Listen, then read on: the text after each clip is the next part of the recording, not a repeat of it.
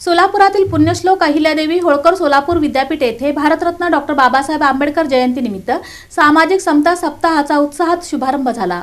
यावेळी संविधानाच्या उद्देशिकेचे सामूहिक वाचन आणि विशेष ग्रंथ प्रदर्शनाचे उद्घाटन करण्यात आले।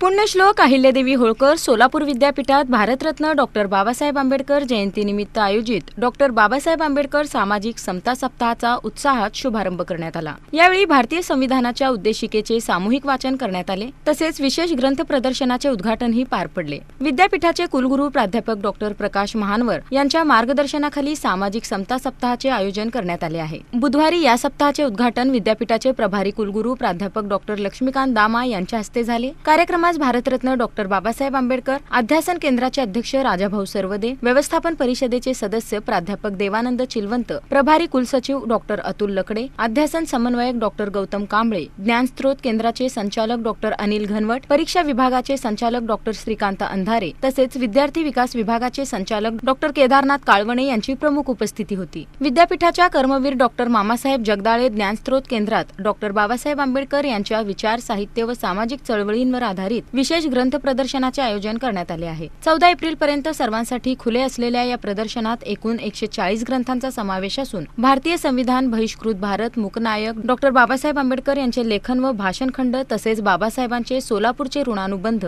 यासारख्या महत्त्वपूर्ण पुस्तकांचा समावेश आहे।